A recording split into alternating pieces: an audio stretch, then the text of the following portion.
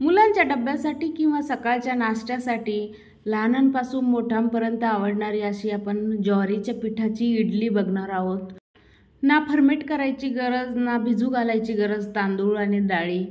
आपल्याला ज्वारीच्या पिठापासून इन्स्टंट इडली करणार आहोत आणि त्यासोबत चविष्ट अशी शेंगदाण्याची चटणी बघणार आहोत। तर व्हिडिओ कुठे स्किप न करता व्हिडिओ बघा। तर इडली बनवण्यासाठी लागणारे साहित्य म्हणजे मी आपण वाटीच्या प्रमाणाने घेतलेला आहे। 1 वाटी असं ज्वारीचं पीठ घेतलेलं आहे। त्याच वाटीने आपल्याला सर्व साहित्य मोजून घ्यायचं आहे। अर्धी वाटी बारीक रवा घेतलेला आहे मी आणि अर्धी वाटी तांदळाचं पीठ घेतलेलं आहे। तांदळाचं पीठ नसेल तरी हरकत नाही, स्किप करा। आणि अर्धी वाटी दही घेतलेलं आहे। तुमच्याकडे जर दही जास्त असेल तर तुम्ही दही 1 वाटी घालू शकता। 1 वाटी दही आणि 1 वाटी पाणी, एकदम परफेक्ट असं बॅटर तयार होतं त्याचं। वाटीच्या प्रमाणानं हे प्रमाण एकदम परफेक्ट आहे, पण माझ्याकडे दही जास्त नव्हतं म्हणून मी अर्धी वाटी दही आणि 1.5 वाटी असं पाणी घातलेलं आहे त्याच्यात। मग बिलकुल पाणी वगैरे घालायची गरज नाही, परफेक्ट इडलीचं बॅटर आपलं तयार होतं। 2 वाट्या म्हणजे 1 वाटी दही आणि 1 वाटी पाण्याने। तर हे बघा असं बॅटर तयार करायचं।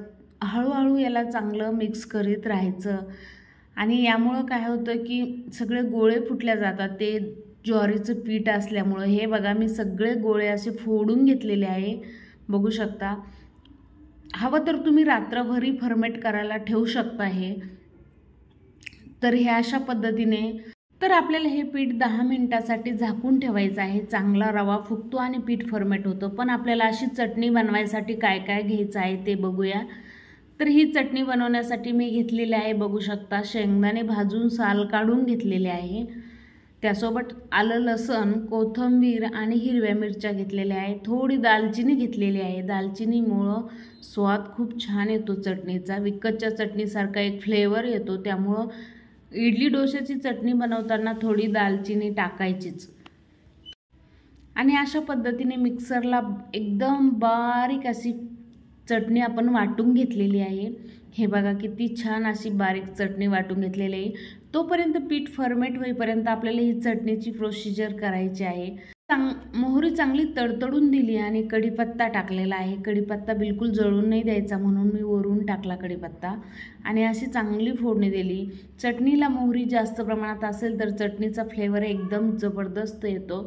तर 10 मिनिटानंतर आपण बघूया आपलं पीठ चांगलं फर्मेट झालेलं आहे, बघू शकता किती छान असं फुगून वरती आलेलं आहे।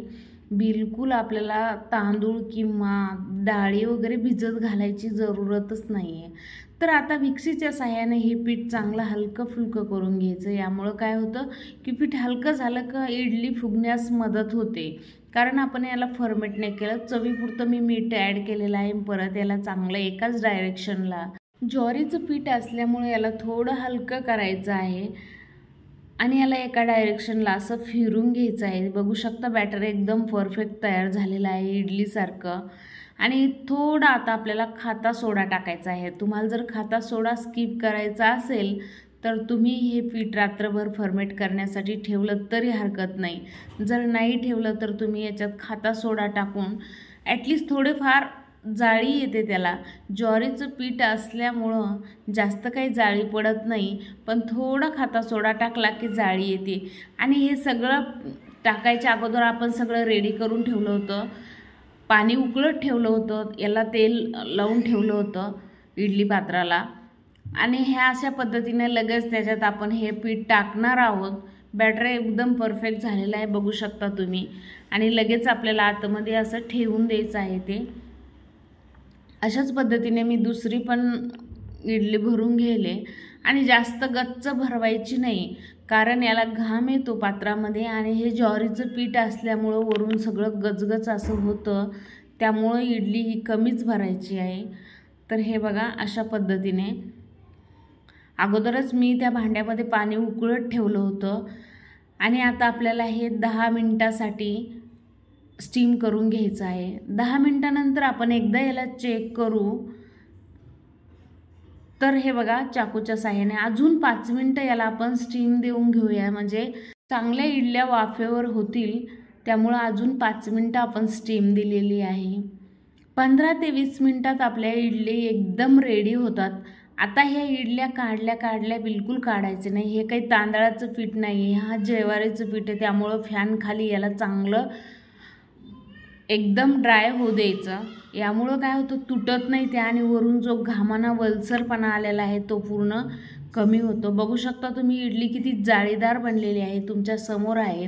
मुलं कधी कधी ज्वारीचं पीठ खायला कंटाळा करतात, पण काय करायचं, ज्वारीच्या पिठाच्या इडल्या कधीतरी डब्यासाठी किंवा नाश्त्यासाठी खरंच खूप छान लागतात।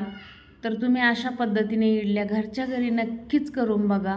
तर हे बघा, मी ज्वारीच्या पिठाच्या एवढ्या साऱ्या इडल्या केल्या आणि त्याच्यासोबत झणझणीत अशी हिरव्या मिरच्याची शेंगदाण्याची चटणी बनवलेली आहे।